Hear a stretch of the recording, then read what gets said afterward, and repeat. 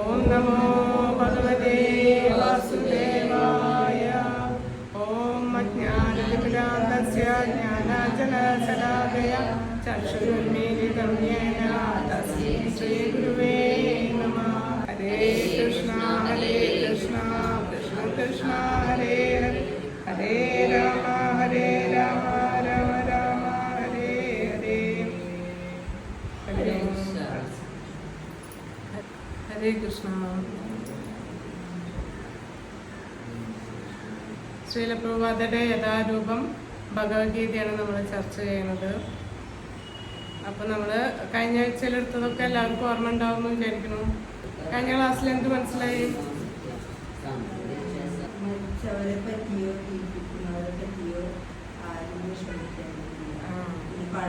നമ്മള് തൽക്കാലത്തേക്ക് ഇട്ട കുപ്പായാണത് ഈ ശരീരം എന്ന് പറയുന്നത്. ഇത് വെറും ശരീരത്തിനെ കുറിച്ചിട്ടുള്ള അവലാദികളാണ് ആർക്കുണ്ടായിരുന്നത്? അർജുനന്. ഈ ശരീരം എന്നേക്കുമായിട്ട് ഇല്ലാണ്ടാവുകയാണെന്നുള്ള വിഷമം. പക്ഷെ ഭഗവാൻ അതിൽ നിന്ന് മാറ്റിയിട്ട് ആത്മീയ തലത്തിലേക്ക് ഉയർത്തുകയാണ്.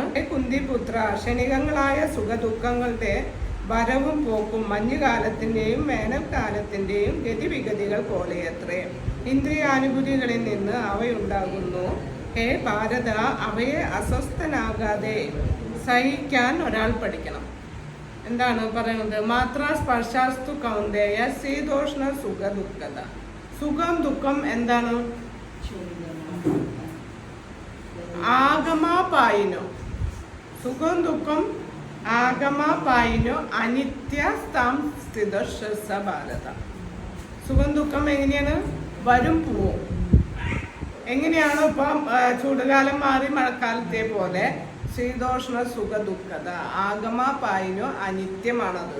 നിത്യം എന്നും സുഖത്തിലിരിക്കില്ല, എന്നും ദുഃഖത്തിലിരിക്കില്ല. അത് മാറി മാറി വരും. അതിന് എന്ത് ചെയ്യണം? നീ സഹിക്കണം എന്നാണ് ഭഗവാൻ പറയുന്നത്.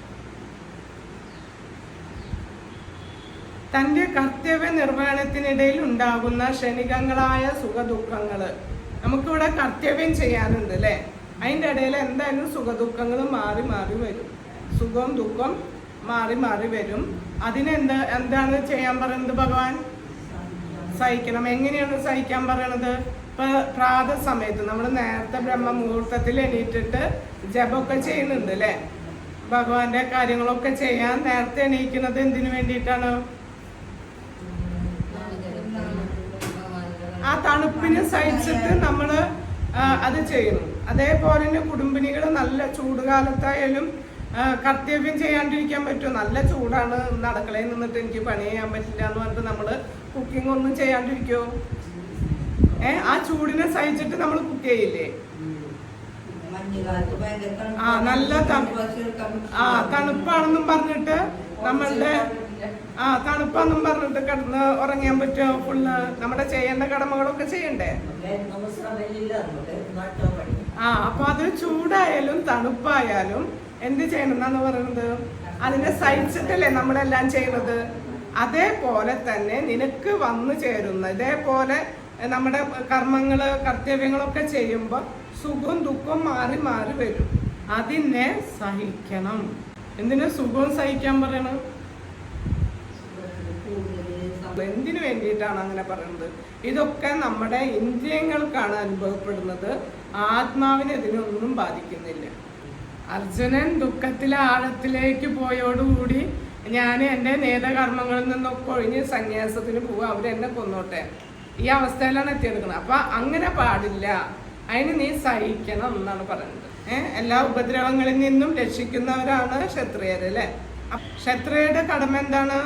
ഭരണാധികാരികളാണ് അവര് ഭരണത്തിലിരുന്നിട്ട് പ്രജകളെ നോക്കേണ്ട ആൾക്കാരാണ്. യുദ്ധം ചെയ്യുക എന്നത് ക്ഷത്രിയരുടെ ധർമ്മമാണ്. സുഹൃത്തുക്കളോടോ ബന്ധുക്കളോടോ യുദ്ധം ചെയ്യേണ്ടി വന്നാലും തൻ്റെ നീതകർമ്മങ്ങളിൽ നിന്ന് വ്യതിചലിക്കാൻ പാടില്ല. ഒരു ഹൈക്കോടതി ജഡ്ജിയുടെ വീട്ടിലാണ് ഇത്.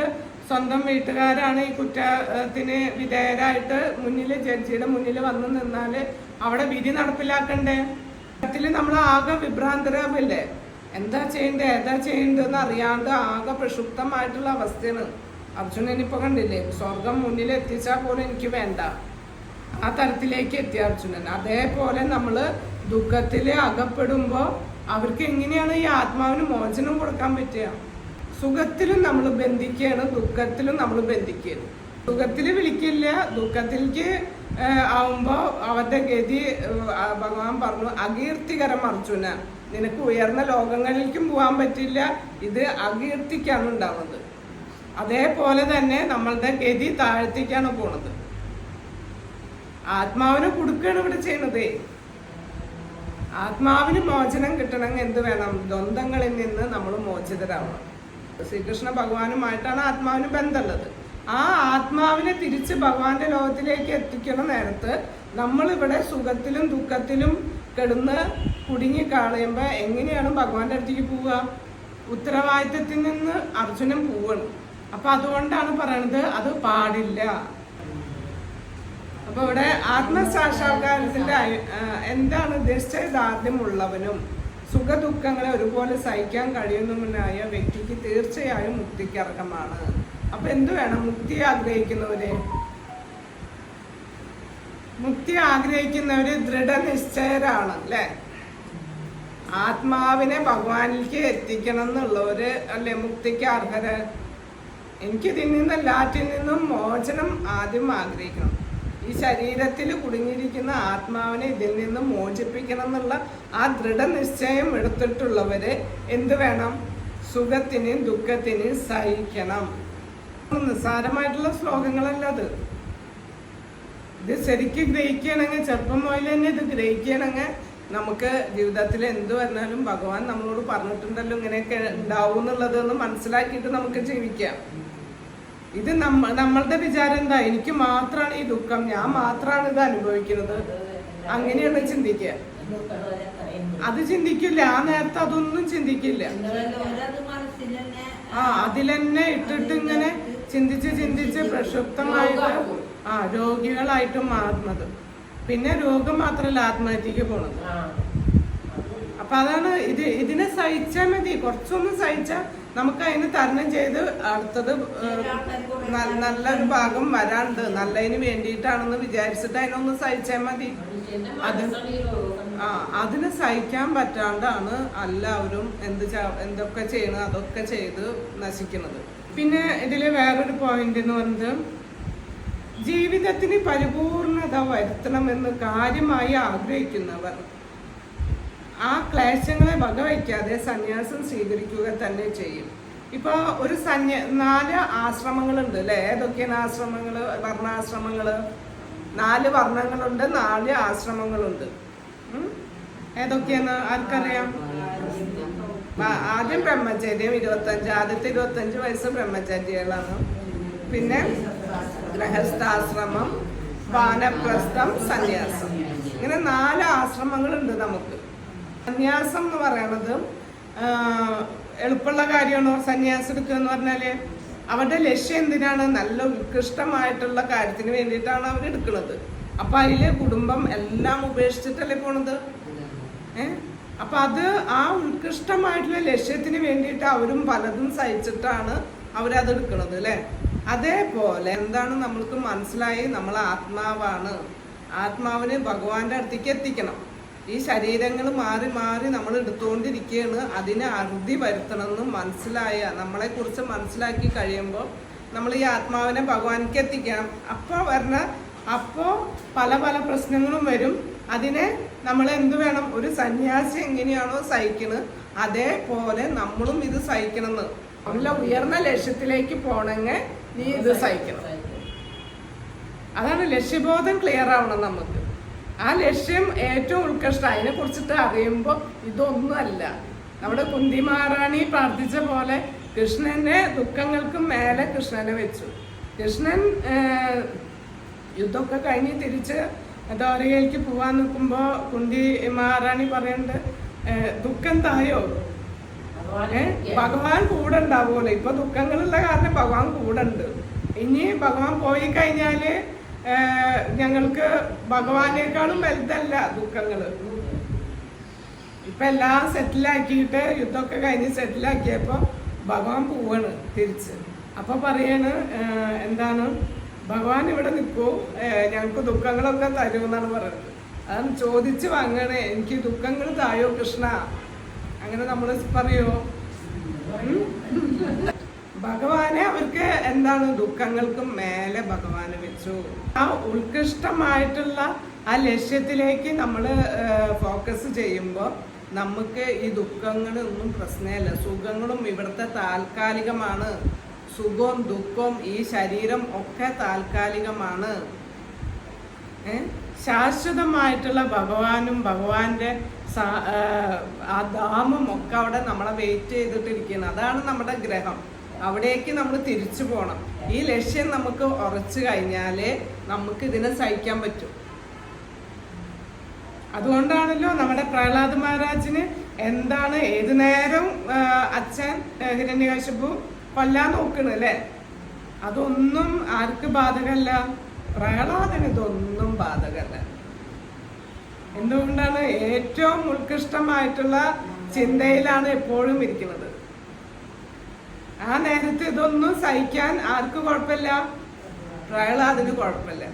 അപ്പൊ നമ്മുടെ ചിന്ത ഏതിലായിരിക്കണം? ആത്മീയ ചിന്ത എന്ന് പറയുന്നത് ഭഗവാന്റെ, നമ്മൾക്ക് തിരിച്ചു പോകണം. തിരിച്ച് ആത്മീയ ശരീരത്തിലേക്ക് പോകണം. ഭൗതിക ശരീരങ്ങൾ മാറി മാറി എടുക്കണ പ്രക്രിയ അവസാനിപ്പിച്ചിട്ട് എനിക്ക് എൻ്റെ ഭഗവാന്റെ അടുത്തേക്ക് തിരിച്ചു പോകണം. ഈ ലക്ഷ്യം ഉറച്ചു കഴിഞ്ഞാൽ ഇവിടെ വരുന്ന എല്ലാറ്റിനെയും ആര് സഹിച്ച പോലെ, കുന്തി മഹാറാണിയും പറയണ പോലെയും പ്രഹ്ലാദനൊക്കെ എല്ലാം സഹിച്ചത് എങ്ങനെയാണ്? അവരുടെ മനസ്സിൽ നിറയെ എന്താണ്? ശ്രീകൃഷ്ണ ഭഗവാൻ അല്ലേ? ആ ഭഗവാന്റെ ധാമത്തിൽ ഭഗവാൻ നമ്മളെ വെയിറ്റ് ചെയ്തിട്ടിരിക്കുന്നു. അതിനാണല്ലോ ഭഗവത്ഗീതയൊക്കെ ഇത്രയും നല്ല ഈ മഹത് ഗ്രന്ഥം തരാൻ വേണ്ടിയിട്ടാണ് ഭഗവാന്റെ ധാമത്തിൽ നിന്ന് തിരിച്ചു വന്നിട്ടുള്ളത്. നമുക്ക് ഈ ഗ്രന്ഥം തരാനാണ് ഇത്രയും വലിയ മഹാഭാരതം എന്ന് പറഞ്ഞിട്ടുള്ള എത്രയോ കഥാപാത്രങ്ങൾ, കോടിക്കണക്കിന് ജനങ്ങളൊക്കെ എന്തിനാണ് വലിയൊരു നാടകം അവിടെ എന്തിനാണ് രചിച്ചത്? നമ്മളെ തിരിച്ച് ഭഗവത്ധാമത്തിലേക്ക് കൊണ്ടുപോകാൻ, പരമമായ സത്യങ്ങളെ അറിയിക്കാൻ. മനസ്സിലായോ?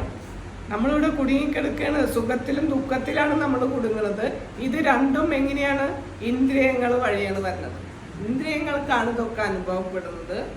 ഇതിലൊന്നും ആരും കുടുങ്ങരുത്.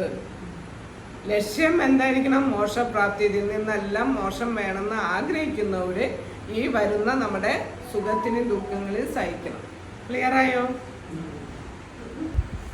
അടുത്തത് നാസദോ വിദ്യതേ ഭാവോ ഭാവോ വിദ്യതേ സദഃ ഉഭയോരവിദിഷ്ടോസ്തനയോസ്തത്വദർശിഭി. അപ്പോ ഈ ശരീരത്തിന് നിലനിൽപ്പില്ല. ശരീരം നശിക്കുന്നതാണ്. നാശമില്ലാത്ത ഒന്നിനെ കുറിച്ച് തത്വദർശികള്, ഇതൊക്കെ മനസ്സിലാക്കിയവര് എന്താണ് ചെയ്യണത്? വസ്തുത അംഗീകരിച്ചു. അവര് അംഗീകരിച്ചിട്ടുണ്ട് ഇതിനെ. ഇതൊക്കെ നാശമുള്ളതിലാണ് നമ്മൾ കുടുങ്ങിക്കിടക്കുന്നത്.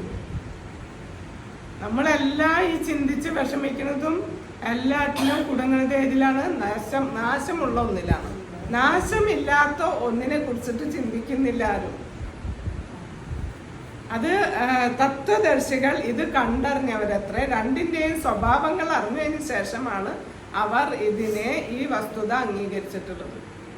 അപ്പൊ ഇതിനെ നമ്മൾ എന്ത് വേണം? ഈ രണ്ടെണ്ണത്തിന്റെ സ്വഭാവം മനസ്സിലാക്കുക. ഈ ഭൗതിക പ്രകൃതിയിലെ എല്ലാം അതും നശിക്കുന്നതാണ്. രണ്ട് കാര്യങ്ങൾ ഏതാണ്? ഇവിടെ കാണുന്നതൊക്കെ നാശമുള്ളതാണ്. നാശമില്ലാത്ത ഒന്നിനെ കുറിച്ചിട്ട് നമ്മൾ അറിയുക, അതിനെ അംഗീകരിക്കുകയാണ് വേണ്ടതെന്നാണ് പറയുന്നത്. അജ്ഞാനത്തിന് അടിമപ്പെട്ട് പരിഭ്രാന്തരാകുന്ന ജീവാത്മാക്കൾക്ക് വേണ്ടി ഭഗവാൻ നൽകുന്ന ഉപദേശം ഇവിടെ ആരംഭിക്കാൻ പോണുള്ളോട്ടാ. എന്താണ്? നമ്മള് ഭഗവാന്റെ അംശമാണ്. അത് മനസ്സിലാക്കണം. ഭഗവാനാണ് പരമോന്നതൻ, നമ്മൾ ഭഗവാന്റെ അംശങ്ങളാണ് എന്നുള്ളത് മനസ്സിലാക്കണം എന്നാണ് പറയുന്നത്. അപ്പൊ പരിഭ്രാന്തരായിട്ട് നടക്കില്ലേ? അവർക്ക് വേണ്ടിയിട്ടാണ് ഇത് നൽകുന്നത്. സുഖത്തിലുള്ളവർക്കൊന്നും ഇത് താല്പര്യമൊന്നും ഉണ്ടാവില്ല. നല്ല ദുഃഖത്തില് ഭഗവാനെ വിളിക്കാൻ തോന്നില്ല അല്ലെ? വിളക്ക് കത്തിക്കാനും തോന്നില്ല, അമ്പലത്തിൽ പോകാനും തോന്നില്ല. നരകത്തിലും ഇതാണ്. നരകലോകങ്ങളില് ഭഗവാനെ വിളിക്കാനേ തോന്നില്ല. നല്ല സ്വർഗലോകങ്ങളിലും ഇല്ല. ഇവിടെ മാത്രമാണ് ഈ ഭൂമിയിലാണ് എന്തുള്ളത്, സുഖവും ദുഃഖവും മാറി വരണ കാരണം നമ്മൾ വിളിക്കുന്നത്. ഇവിടെയാണ് നമ്മൾക്ക് എന്ത് മാറ്റിയെടുക്കാൻ പറ്റുള്ളൂ, നമ്മുടെ കർമ്മം മാറ്റിയെടുത്തിട്ട് നമുക്ക് തിരിച്ച് ഭഗവാന്റെ ലോകത്തേക്ക് പോകാൻ പറ്റുന്ന സ്ഥലം ഏതാണ്, ഈ ഭൂമിയിൽ വെച്ചിട്ടാണ്. കർമ്മഭൂമിയാണിത്. ഇവിടെ കർമ്മം നമ്മൾ പഠിച്ചു, 5 വിഷയങ്ങളുള്ളതിൽ കർമ്മം മാത്രം മാറ്റാൻ പറ്റുള്ളൂ. നമ്മുടെ കർമ്മമാണ് ഇവിടെ ബന്ധിപ്പിക്കുന്നത്. ആ കർമ്മത്തിനെ മാറ്റിയെടുക്കാൻ ഇവിടെ മാത്രം പറ്റുള്ളൂ. മറ്റുള്ളവർക്ക് കർമ്മം ചെയ്യുന്നില്ല. അവിടെ ദുഃഖത്തില് യാതന അനുഭവിച്ചുകൊണ്ടിരിക്കുന്ന നരകലോകങ്ങളില്, സുഖത്തില് സുഖലോലുപരായിട്ടിരിക്കുന്നത്. ഇവിടെയാണ് നമുക്ക് എന്ത് ചെയ്യാൻ പറ്റുള്ളൂ, കർമ്മം ചെയ്തിട്ട് ഏത് ലോകത്തേക്കാ പോകേണ്ടതെന്ന് നമുക്ക് തീരുമാനിക്കാം. അപ്പൊ അങ്ങനെ നമ്മളെ കുറിച്ച് അറിയണ വ്യക്തി, നമ്മൾ ആത്മാവാണെന്ന് അറിയുന്നു, ഭഗവാനാണ് പരമോന്നതൻ എന്ന് അറിയുന്നു, നമ്മൾ ഭഗവാന്റെ അംശമാണെന്ന് അറിയുന്നു. അങ്ങനെ ഇതൊക്കെ തിരിച്ചറിയുന്ന ആള്, ഈ നിൽക്കുന്ന സ്ഥലം ശാശ്വതമല്ല എന്ന് അറിയുന്ന ആള് എന്ത് ചെയ്യണം, ഇതൊക്കെ അംഗീകരിച്ച ആള് തിരിച്ചു പോവാനുള്ള പ്രവർത്തനങ്ങൾ ചെയ്യണം. ഇവിടെ അർജുനനെ അതാണ് പറയുന്നത്, നേത കർമ്മങ്ങളിൽ നിന്ന് ആരും മൊഴിയെടുത്ത്. എന്തിനു വേണ്ടിയിട്ടാണ് അത് പറയണത്? ബന്ധുമിത്രാദികൾ മരിക്കുക എന്നുള്ളത് സഹിക്കാൻ പറ്റാത്ത കാര്യമാണ്. പക്ഷെ അതിന് നീ സഹിക്കണം. എന്തിനു വേണ്ടിയിട്ട്? ഉത്കൃഷ്ടമായിട്ടുള്ള ലക്ഷ്യത്തിന് വേണ്ടിയിട്ട്.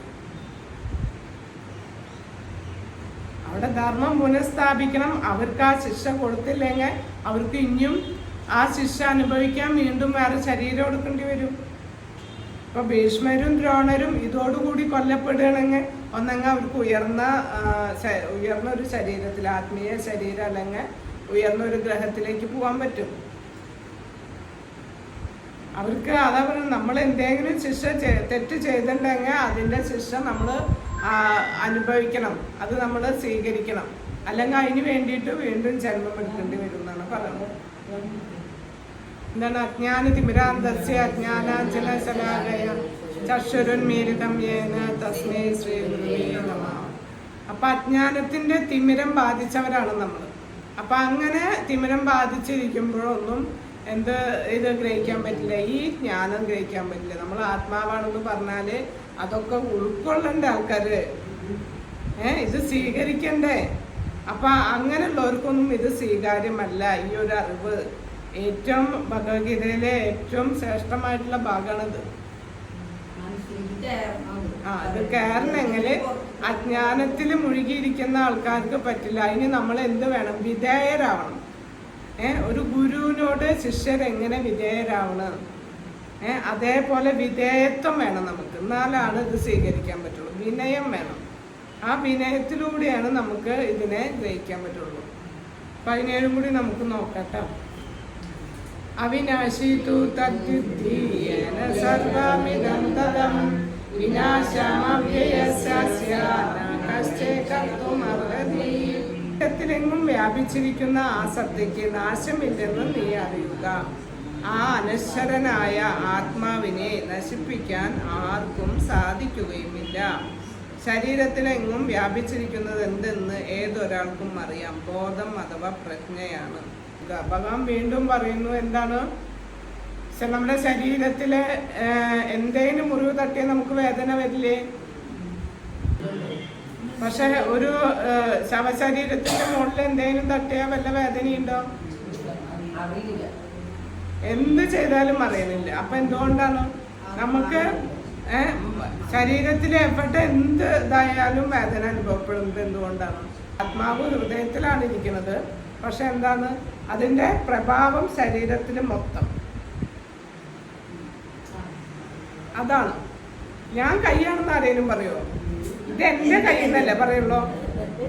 ഇത് എന്റെ കണ്ണ്, ഇത് എന്റെ തല. നമ്മളെവിടെയാണ്? നമ്മളെപ്പോഴും പറയില്ല ഞാൻ ചെയ്തു, ഈ ഞാൻ എവിടെ? അത് ഞാനാണ് ചെയ്തത്. എപ്പോഴും എൻ്റെ, ഇതൊക്കെ എൻ്റെയാണ്. കൈ എൻ്റെ, കാല് എൻ്റെ, കണ്ണ് എൻ്റെ, തല എൻ്റെ എന്നാണ് പറയുന്നത്. പക്ഷെ ഞാനെന്ന് പറയുന്നത് എവിടെയാണ്? ആ ഞാനാണ്. അതാണ് ബോധം, പ്രജ്ഞ എന്ന് പറയുന്നത്. നമുക്ക് ഈ ബോധം ഉണ്ടല്ലോ, ബുദ്ധി വേറെ, ബോധം വേറെ. നമ്മൾ പറയാറില്ലേ, എന്ത് ബുദ്ധിന്റെ എന്ന് പറഞ്ഞിട്ട് എന്താ കാര്യം, ഒരു ബോധമല്ല എന്ന് പറയില്ലേ അല്ലേ? അപ്പൊ ബുദ്ധി വേറെ, ബോധം വേറെ.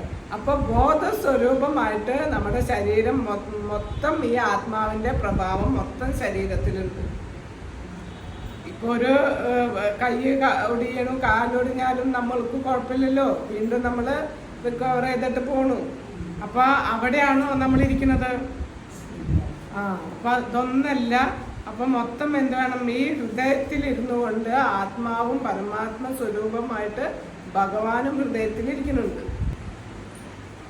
അപ്പൊ നാശമുള്ള ഒന്നിലാണ് നാശമില്ലാത്ത ഇത് എങ്ങനെയാണ് ഇരിക്കുന്നത്? ബോധസ്വരൂപമായിട്ടാണ് ഇരിക്കുന്നത്. ഒരു മുടിനാരിഴയുടെ തുമ്പിന്റെ 10,000-ൽ-1 മാത്രമേ ജീവാത്മാവിന് വലുപ്പമുള്ളൂ. നമ്മളാകുന്ന ജീവാത്മാവ് എന്ന് പറയുന്നതിന്റെ വലുപ്പം ശേതോപനിഷത്തിൽ പറയാണ്. ഒരു മുടിനാരിഴയുടെ തുമ്പില്ലേ, ആ തുമ്പില് 10,000 കണക്കെ മുറിച്ചാൽ എങ്ങനെ ഉണ്ടാവും? അത്രയും സൂക്ഷ്മമാണ്. ഇത്രയും സൂക്ഷ്മമുള്ളത് തന്നെയാണ് ഇത്രയും വലിയ ആനയുടെ ശരീരത്തിലും കൃമിയുടെ ശരീരത്തിലും എല്ലാത്തിൻ്റെയും ശരീരത്തിൽ എന്താണ്? ആത്മാവിന്റെ വലുപ്പമാണ് ഈ പറയുന്നത്. കൃഷ്ണമായ ഭഗവാന്റെ ശക്തി എന്നാണ് പറയുന്നത്. എൻ്റെ അംശങ്ങളാണ് ഇതൊക്കെ. ഇത് നമുക്ക് ഈ ശരീരത്തിൽ ഇരുന്നിട്ട് നമുക്ക് അതിനെ എന്താണ് അളക്കാനോ കാണാനോ ഒരു ഭൗതികമായിട്ടുള്ള ഒരു ഉപകരണം കൊണ്ടും ഇതിനെ കാണാൻ പറ്റില്ല. ആത്മാവിനെ ഭൗതിക വസ്തുക്കളെ കൊണ്ട് ഇവിടെ നിന്ന് ഒന്നും നോക്കിയാലും കണ്ടുപിടിക്കാൻ പറ്റാത്തത് കൊണ്ട് തന്നെ ആരും ആത്മാവിനെ അംഗീകരിക്കില്ല. ആത്മാവില്ല എന്ന് പറയും. എന്തുകൊണ്ടാണ്? ഈ ശരീരം ഭൗതികമായിട്ടുള്ള വസ്തുവാണ്. ഈ കണ്ണുകൊണ്ടോ ഈ ഭൗതികമായിട്ടുള്ള വസ്തുക്കൾ പഞ്ചഭൂത നിർമ്മിതമായിട്ടുള്ള വസ്തുക്കളാണ് ഇവിടെ ഉള്ളത്. അതുകൊണ്ട് നമ്മൾ ആത്മാവിനെ നമുക്ക് ഇത്രയും സൂക്ഷ്മമായിട്ടുള്ളതിനെ കാണാൻ പറ്റില്ല. സൂക്ഷ്മമായിട്ടുള്ളതിനാണ് ശക്തി കൂടുതലുള്ളത്. മനസ്സ്, ബുദ്ധി, മിഥ്യാഹങ്കാരം സൂക്ഷ്മമാണ്. അതിനേക്കാളും സൂക്ഷ്മമാണ് ഏത്? ആത്മാവ്. ആത്മാവിന്റെ വലിപ്പം മനസ്സിലായല്ലോ. അപ്പൊ ഇത്രയും സൂക്ഷ്മമായിട്ടുള്ള ഇത് തന്നെയാണ് ഏറ്റവും എന്തുള്ളത്? പ്രഭാവമുള്ളത്. ചെളിയില് പൊതിഞ്ഞിട്ടിരിക്കുന്ന ഒരു സ്വർണ്ണക്കട്ടിയാണ് എന്ന് വിചാരിക്കുക. ആ സ്വർണ്ണക്കട്ടിയുടെ മുകളിൽ നിറയെ ചെളി പറഞ്ഞാല് നമുക്ക് ആ സ്വർണത്തിന്റെ പ്രഭാവം അറിയോ?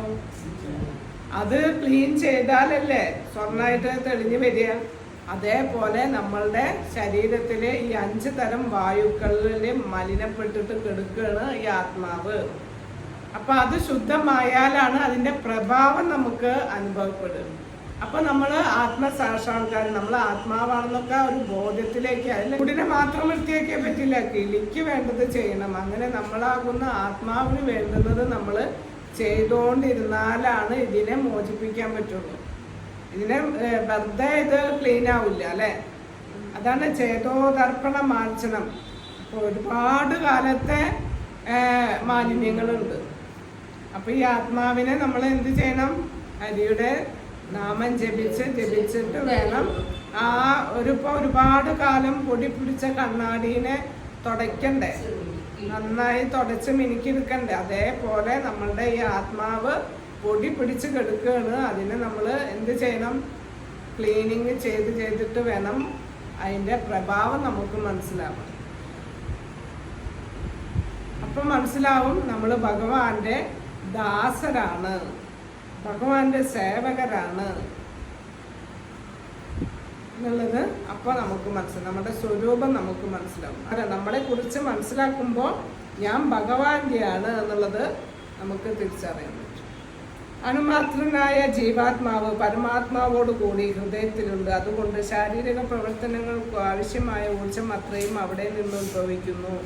ഈ സൂക്ഷ്മാണുവിനെ അളന്ന് തിട്ടപ്പെടുത്താൻ ഭൗതിക ശാസ്ത്രജ്ഞന്മാരുടെ കഴിവിന് അതീതമാണ്. അതുകൊണ്ട് അവരിൽ ചിലർ അങ്ങനെ ഒരാത്മാവിൽ നിന്ന് വിഡിത്തം കലർന്ന വാദം ഉന്നയിക്കുന്നു. അവർക്ക് കണ്ടെത്താൻ കഴിയാത്തതിനൊക്കെ അവരില്ല എന്ന് പറയും.